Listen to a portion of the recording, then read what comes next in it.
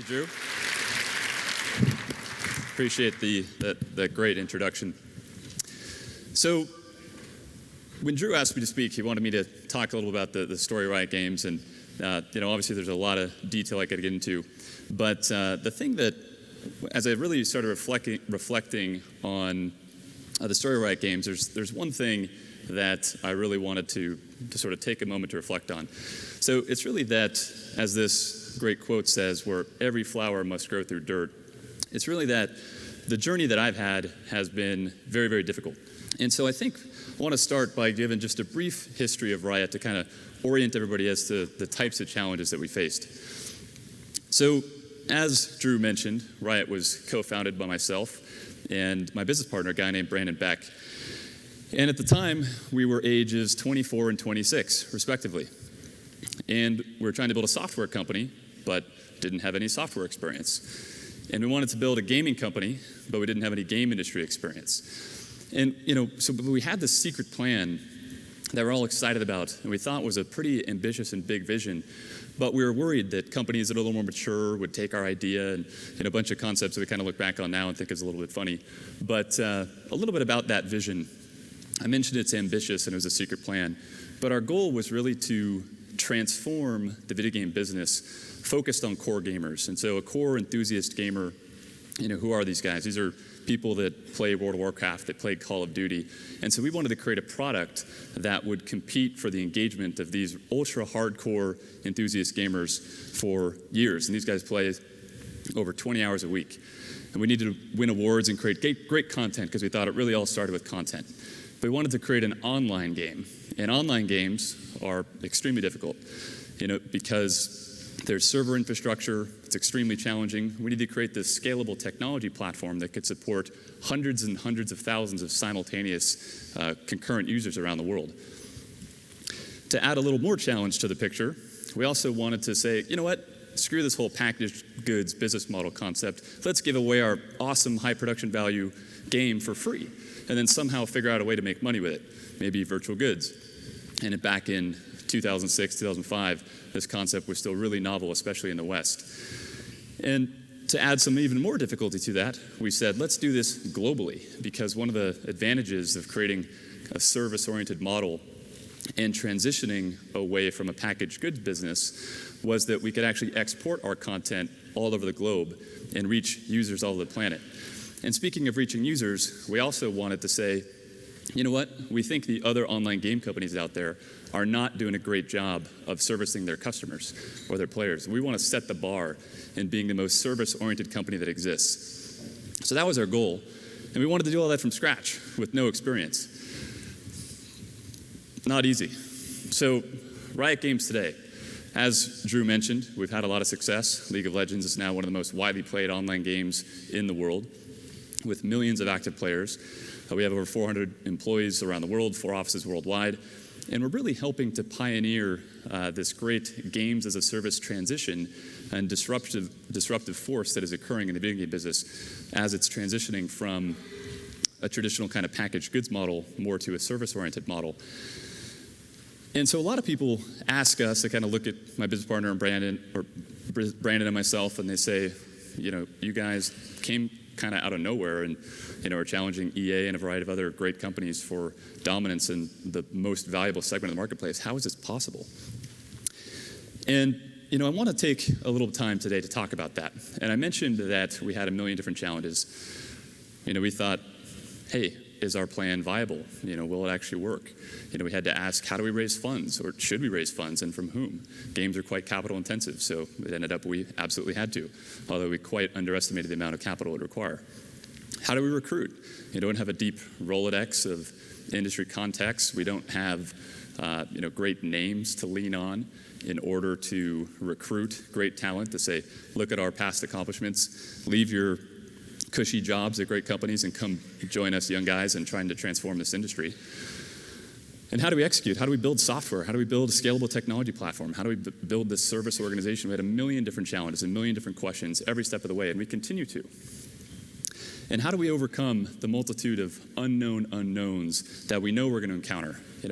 We can see a lot of problems down the road. We're aware that we're going to have to get creative. But what about those things that we're not even aware of that are going to hit us? And I'll talk a little about some of that. But this is really a familiar story to entrepreneurs.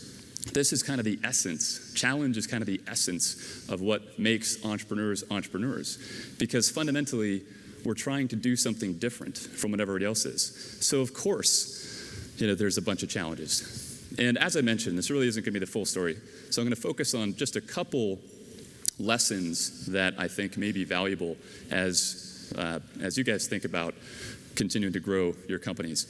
And one really relates on the power of your mind.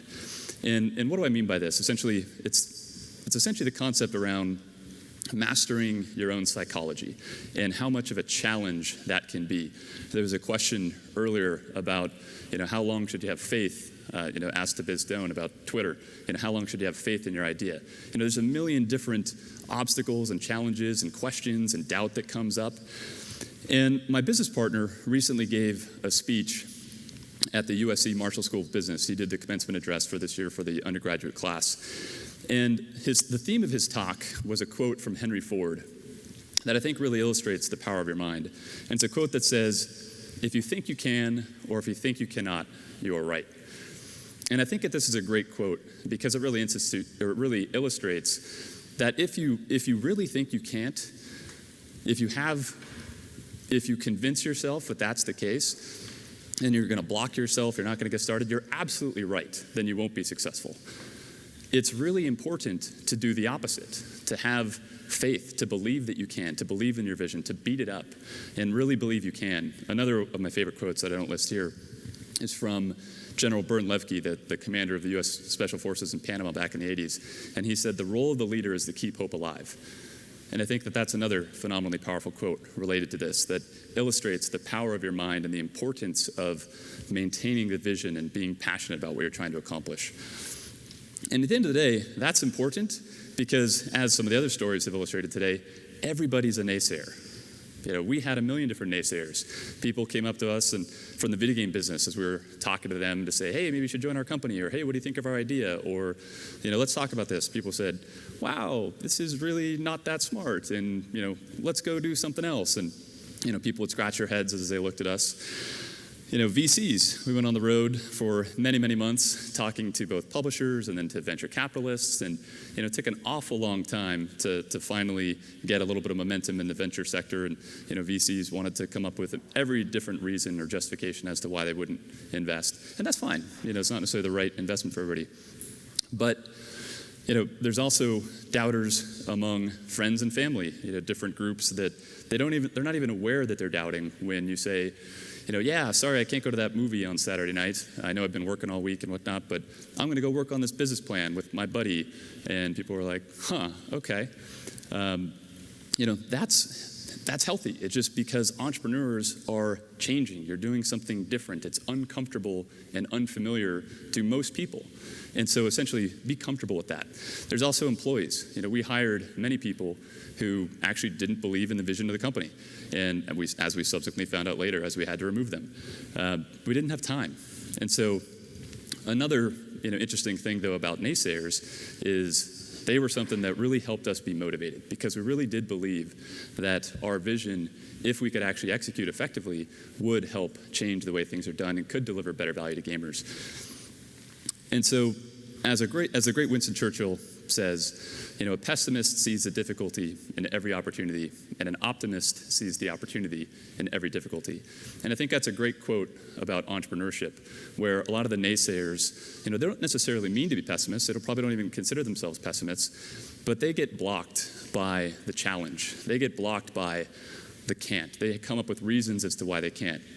Whereas the entrepreneurs, the optimists, the people with the vision believe, well, let's figure out how we can. And they change the question around. And I think that that's a really important distinction. So at the end of the day, another one of my role models who I greatly look up to, Colin Powell, My mom actually bought me this placard back in the 90s that I still have on my desk that lists Colin Powell's rules, and this is one of them. And he says, don't take counsel of your fears or naysayers. And I think that's incredibly important. So when you have the doubt, that's inevitable. When you have naysayers that are criticizing your plan and telling you how dumb it is from a million different perspectives, listen to them, because maybe there's some insight or whatnot. Think about your plan, but fundamentally, don't, well, I said listen to them, but don't have it inform your behavior. Don't have doubt. Don't lose your vision.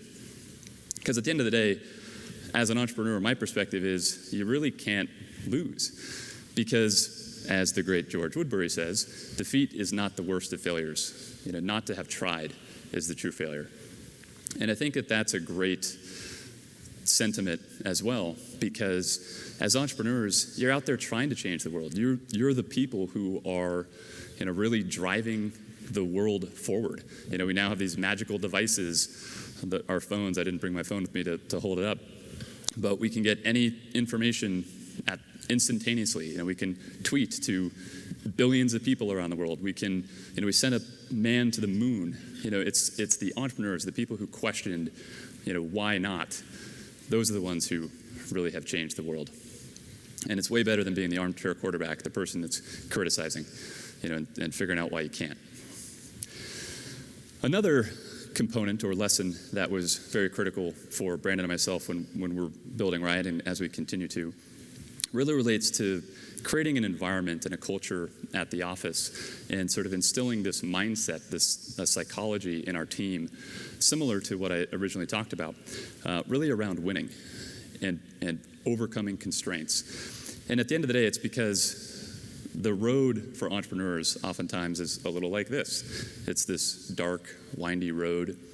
You're not quite sure of what's coming down the road or what's around the bend. It's scary at times. You think, oh my God, how are we going to overcome this challenge today?